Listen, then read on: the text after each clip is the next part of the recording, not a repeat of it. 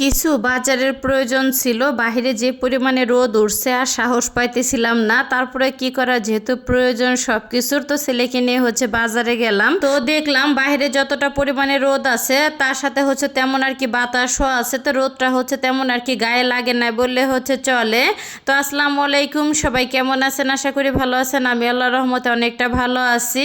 আর এই তো ভিডিওটা কিন্তু দুপুর থেকে আর কি শুরু করে দিলাম। তো সকালবেলা ঘুমে থেকে উঠেই তো একটুখানি আর কি বাসার কাজ কাম সেরে তো ছেলেকে নিয়ে আর কি বাজারে যাওয়া হয়েছিল। তো যা যা আর কি প্রয়োজন তো সবকিছু আর কি কিনে নিয়ে আসলাম, যেহেতু আর কি খাওয়া দাওয়া করতে হবে। তারপর রমজানের দিন তাড়াতাড়ি রান্না বান্না আর কি শুরু করে দেই।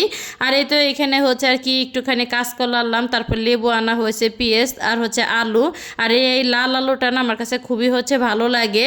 তো আনারস আনা হয়েছে, সাথে তরমুজ আর কি আনা হয়েছে। আর এই মাছগুলি খুবই ভালো লাগলো আমার কাছে।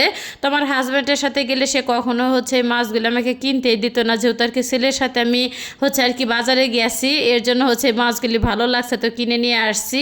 তো আজকে তরমুজটা না অনেক ভিতরে লাল ছিল আর দেখতেও কিন্তু অনেকটা ভালো লাগতেছিল। আর এই তো বাজার টাজার সব কিছু আর কি গুছিয়ে নিলাম ঢেলে ঢুলে, তারপর আর কি রান্নাঘরে রান্না করতে গেলাম। তো যে মাছগুলি আজকে আর কি কিনে নিয়ে আসা হয়েছে ওই মাছগুলি কিন্তু আজকে রান্না করব না। আমার ছেলেটার আর কি মাংস খাইতে মন চাইছে, আর ছেলের বাবা বলছে যে আমার জন্য আর কি মাছ রান্না করো। তার আর কি মাংস খাইতে আর কি একদমই ভালো লাগতেছিল না, তার শুধুমাত্র গরুর মাংসটা বেশি ভালো লাগে, আর মুরগির মাংসটা সে খুবই আর কি কম খায়। তো মাছগুলি কিন্তু ঢেলে তো কুটে ধুয়ে ফ্রিজে রেখে তারপর রান্নাঘরে আসলাম রান্না করতে। আর বাজারে যাওয়ার আগে মুরগির মাংসটা আর কি বের করে রেখে দিয়েছিলাম আমি, তারপর নুন হলুদ মেখে তো ভেজে নিলাম আমি। তো যেহেতু আর কি মাংসটা আলু দিয়ে একটুখানি আর কি রান্না করব, তো আলুটা কিন্তু ভেজে নিতেছি আমি। আর সরিষার তেল দিয়ে রান্না করি, এতটা পরিমাণে আর কি ফেনা ওঠে যে বাদ বাকি যা দেয় তেলের ভিতরে কিছুই দেখা যায় না।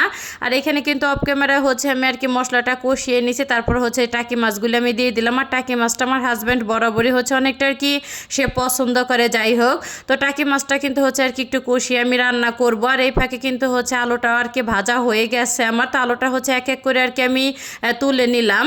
আর ওই মাংসর আর কি ভাজা তেলের ভিতরে তো তেজপাতা ফোড়ন দিয়ে আর কি পেঁয়াজ বাটাটা দিয়ে দিলাম। আর সেই সাথে একটুখানি আদা রসুনটার সাথে দিয়ে একসাথে আর কি আমি ভেজে নিব। আর রান্নাঘরে এসে দেখি মরিচের গুঁড়াটা আর কি শেষ হয়ে গেছে, পরে আর কি শুকনো মরিচ ছিল সেটা আর কি ব্লেন্ডার করে আমি নিয়েছি, কারণ মরিচ বাটার মতন শক্তি একদমই আর কি শরীরে নাই বললে চলে, যেহেতু আর কি রোজা আছে আলহামদুলিল্লাহ। আর এতেও মাংসর আর কি মশলাটা সুন্দরভাবে কিন্তু কষিয়ে নেওয়া হয়ে গেলে এখানে আলু এবং ভেজে রাখা মাংসটা দিয়ে দিলাম। আর সেই সাথে কিন্তু একটুখানি আর কি গরম মশলাটা বাটাও দিয়ে দিলাম। আর একটা টমেটো দিয়ে দিয়েছিলাম। আসলে প্রতিটা তরকারির ভিতরে না একটুখানি টমেটো দিলে না আমার কাছে খেতে খুবই ভালো লাগে। যাই হোক, তো মাংসটা কিন্তু কষানো আমার হয়ে গেছে। তো ঝোলের জন্য পরিমাণ মতন পানি দিয়ে দিব, যেহেতু আর কি ছোটো মুরগি ভাজতে যায় অনেকটা আর কি সেদ্ধ হয়ে গেছে।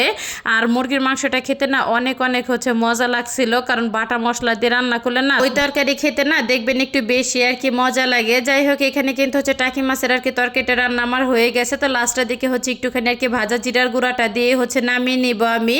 আর এই তরকারিটা আর কি ভোর রাত্রে খাওয়া হয়েছিল। আর এই তরকারিটা খেতে অনেক অনেক মজা আর কি লাগছিল। আর এই তো মাছ রান্না করলাম, তারপর মাংস রান্না করলাম। আর একটুখানি নিরামিষ তরকারি থাকলে কিন্তু আরও ভালো লাগে।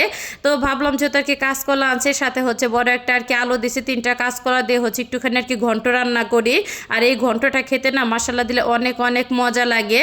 তো এখানে কিন্তু কাঁচামরিচ পেঁয়াজ আর স্বাদ মতন একটুখানি লবণ দেওয়ার পরিমাণ মতন পানি দিয়ে ওই চুলে আর কি বসাই দিচ্ছি সুন্দরভাবে সেদ্ধ আর কি করার জন্য। আর এই তো মাংসের তরকারিটা কিন্তু আমার হয়ে গেছে রান্না। তো এইটাও কিন্তু লাস্টে একটুখানি ভাজা আর কি জিরার গুঁড়াটা দিয়ে নামিয়ে নিছি আমি। আর এই তো ঘন্টটা একটুখানি আর কি বাঘার দিয়ে নিতেছিলাম আমি, তো পেঁয়াজ এবং রসুনটা দিয়ে। আর ঘন্টটা দেখতেও যেমনটা হয়েছে আর খেতেও মশলা দিলে অনেক অনেক মজা হয়েছে। আর এই তো রান্নাবান্না শেষ করার পরে ইফতারের আর কি আয়োজন নিয়ে আর কি বসে পড়লাম। আর এখানে ফল ফ্রুটস আর কি যা যা ছিল বাসায় সব কিছু আর কি কেটে কুটি আর কি নেওয়া হয়েছে। আর ফল ফ্রুটস আর কি বেশি আমাদের আর কি খাওয়া পরে, ছেলে একটুখানি খায়, আর মেয়ে তো বড়টা খাই না। আর ছোটো বাবু ওইরকম একটুখানি খায় আবার রেখে দেয়। আর এই তো এখানে কিন্তু ইফতারির জন্য ভাত আর মাংস আর ঘন্টটা নিয়ে আর কি বসলাম খেতে। তো ভিডিওটা কেমন লাগলো সবার অবশ্যই কমেন্ট করে জানাইতে একদমই ভুলবেন না। তো ভিডিওটা আমি এখানে শেষ করলাম। সবাই ভালো থাকবেন, আল্লাহ হাফেজ।